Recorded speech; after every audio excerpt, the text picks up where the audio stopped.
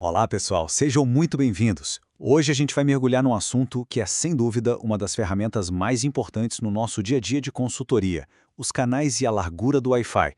Dominar isso aqui é o que vai separar um atendimento bom de um atendimento que realmente resolve o problema do cliente. Vamos lá! Essa aqui é a pergunta de R$ 1 milhão. E podem apostar, é a que a gente mais vai ouvir. Minha internet no cabo tá voando, mas no Wi-Fi, nossa, tá uma carroça. A resposta para isso, na maioria esmagadora das vezes, está escondida onde a gente não vê, no ar, no espectro do Wi-Fi. E para a gente desvendar esse mistério, nosso caminho hoje está bem traçado. Primeiro, vamos aprender a identificar o problema só pelos sintomas. Depois, vamos criar uma imagem mental, uma analogia para entender a interferência. Aí a gente parte para as soluções, escolher a frequência certa, ajustar a largura dela e, no final, o mais importante, um guia prático, o passo a passo de como aplicar tudo isso no atendimento. Então, começando pelo começo. Um bom consultor é quase um detetive. A gente precisa aprender a ler a situação, a identificar as pistas que o cliente e o ambiente dele nos dão. Olha só, se um cliente relata esses sintomas, principalmente aquele clássico de dia funciona bem, mas chega de noite e a internet some, pode acender o alerta. Isso é um sinal claríssimo de congestionamento de canal. Pensa num trânsito de hora do rush. Não é um problema com a nossa internet, é um engarrafamento no ar da casa do cliente. E agora vem a parte mais legal. Como é que a gente explica uma coisa que é invisível? Simples. A gente vai usar uma analogia que vai deixar tudo super claro, tanto para a gente quanto para o cliente. Vamos imaginar que o Wi-Fi é uma grande avenida. Pensa assim, a frequência, seja a de 2.4 GHz ou a de 5 GHz, são as duas grandes avenidas disponíveis na cidade. Todo o tráfego de dados, tudo que a gente faz na internet, tem que passar por uma dessas duas avenidas. E claro, toda avenida que se preze tem o quê? As faixas para organizar o fluxo. No nosso mundo Wi-Fi, essas faixas são os canais.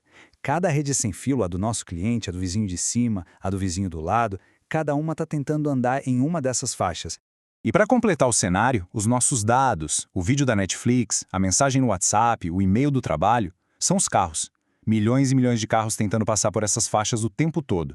E aqui a analogia fecha com chave de ouro para explicar o problema. O que acontece num prédio de apartamentos onde quase todo mundo deixa o roteador na configuração padrão e usa a mesma faixa, o mesmo canal? Um engarrafamento gigantesco. Os carros de dados precisam ficar esperando a vez de passar e o resultado é lentidão, instabilidade, frustração para o cliente.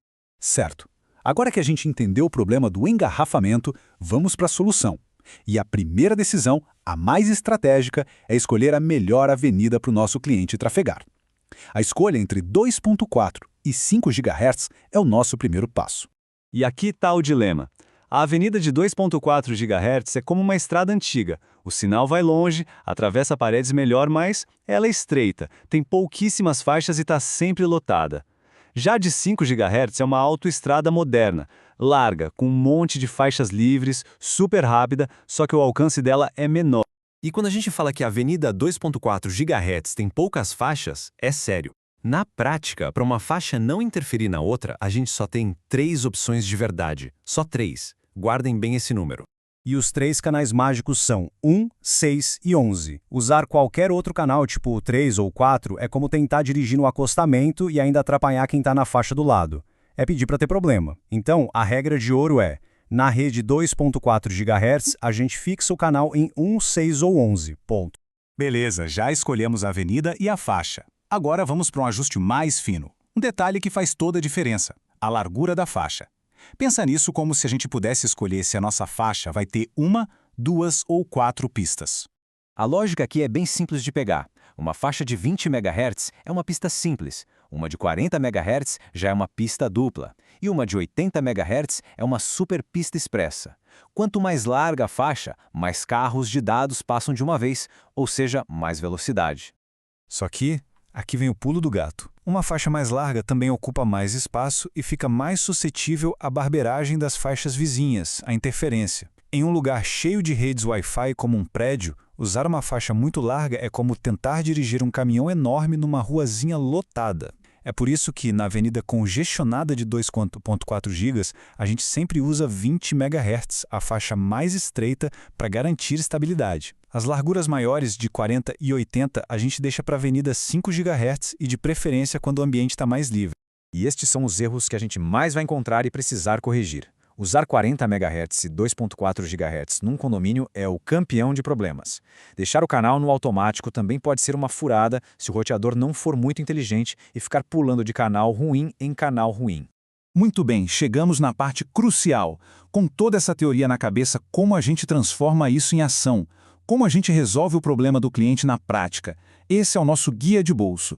Aqui está a nossa receita de bolo. É simples, direto e eficaz. Para a rede 2.4 GHz, não tem nem o que pensar. Crava o canal em 1, 6 ou 11 e a largura em 20 MHz.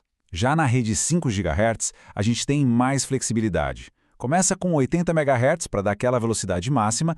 Se perceber alguma instabilidade, a gente diminui para 40 MHz, que é um ótimo equilíbrio entre velocidade e estabilidade. E para explicar para o cliente o que a gente está fazendo, sem precisar dar essa aula toda, podemos usar uma frase como essa. Ela é simples, conecta com a ideia de vizinhos e trânsito e mostra o benefício do nosso ajuste. O cliente se sente cuidado e entende o valor do nosso trabalho. Então, para a gente fechar e garantir que tudo ficou bem fixado, primeiro, o Wi-Fi congestiona igual trânsito. Segundo, na rede 2.4 GHz a regra é clara, canais 1, 6 ou 11 e largura de 20 MHz. Terceiro, existe sempre um equilíbrio. Largura maior é mais rápido, mas mais instável. Largura menor é mais estável. E por último, e mais importante, a melhor configuração sempre vai depender do ambiente específico de cada cliente. E para terminar, eu deixo uma pergunta para que levem para o próximo atendimento. Quando um cliente ligar reclamando de Wi-Fi lento, depois de tudo que a gente viu, qual é a primeiríssima configuração que vocês vão checar e ajustar para começar a resolver o problema? Pensem nisso. Muito obrigado, pessoal, e ótimos atendimentos.